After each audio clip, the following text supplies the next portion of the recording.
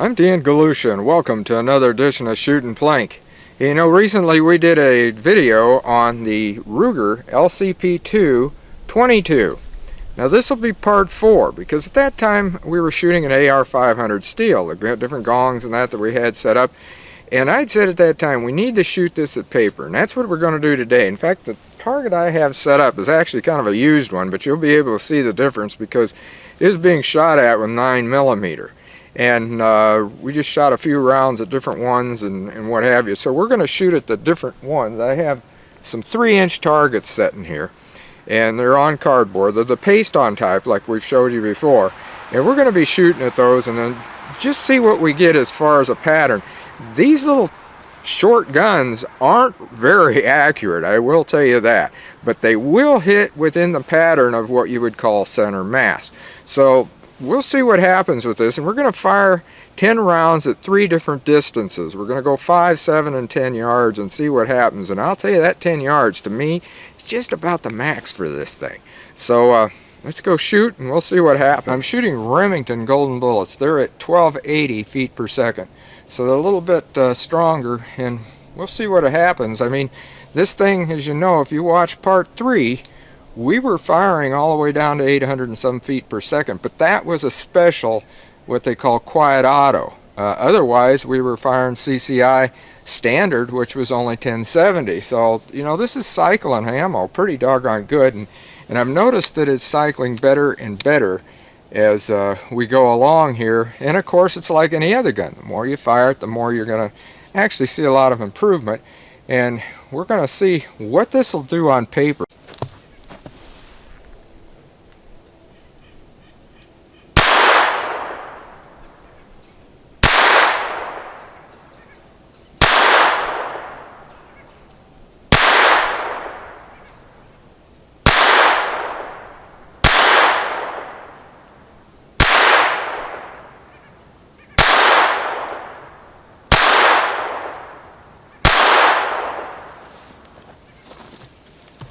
Okay, that was 5 yards.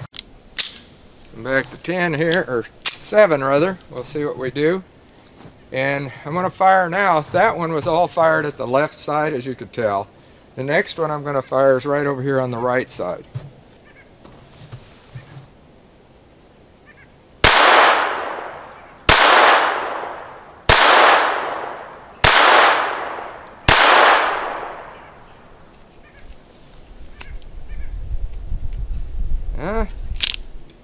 We've had a misfire here.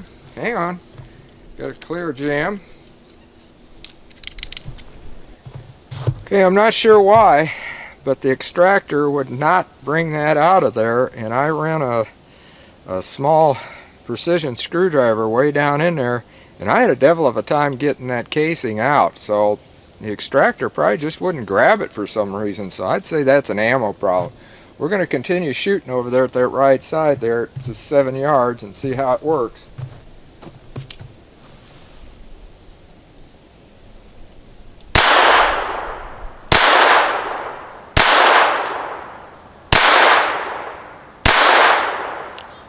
Okay, that's all of that one.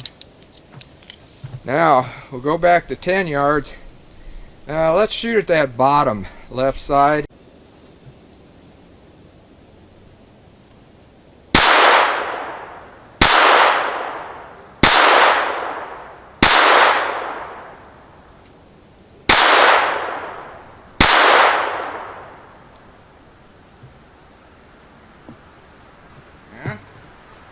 We had another one that wouldn't come all the way out. Same thing. Did not extract it. And it's jammed in there. Okay, I'm going to have to pop it out. I'll show you this round afterwards. We're going to finish those 10 down there.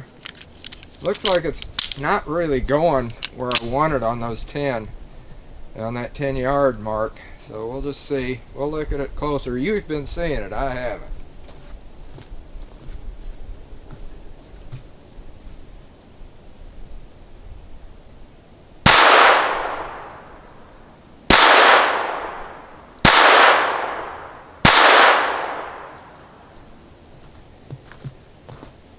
Okay, I'm going to get the target, then we'll take a look, and I'm going to show you that round too, that last one, because I was able to get it. So hang on. Okay, I've got the targets here, and the 5-yard, well, as you can see, and you were watching it anyway, the 5-yard, I've got them all 10 right in here, and most of them are right dead center in the middle.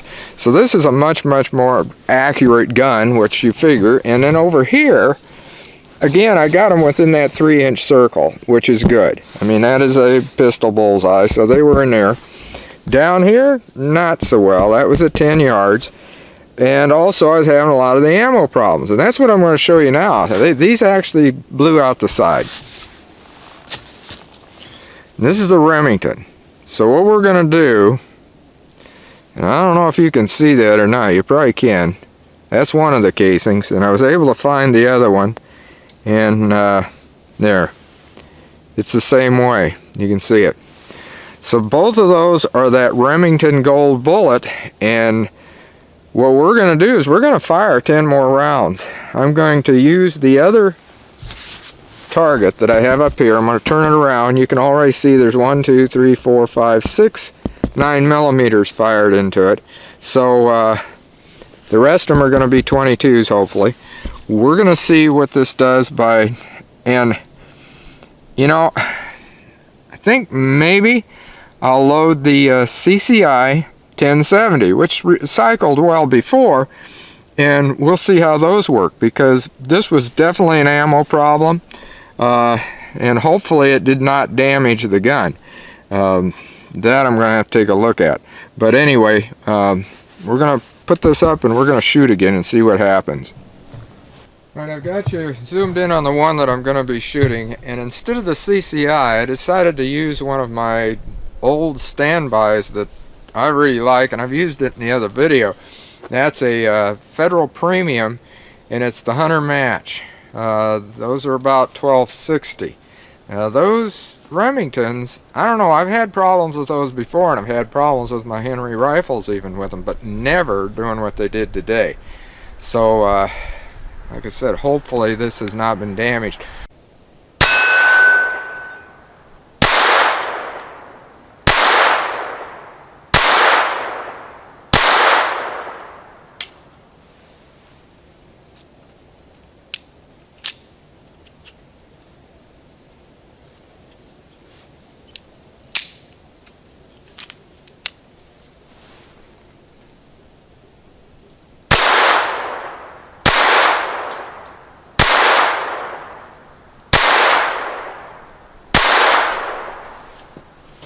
Okay, that's 10 rounds.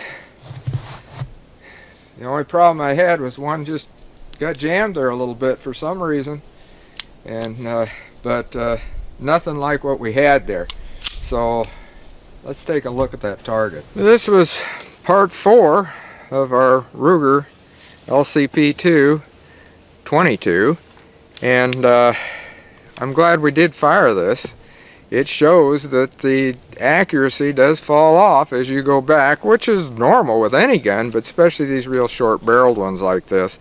And the basics of this, from what I understand, is to use it for something where you can fire cheaper ammo in order to get used to your 380, and also as far as concealed carry, well, if you had ammo like that Remington that blew apart, I don't know, I'm hoping that the barrel is okay in this, because that round was jammed in there pretty good.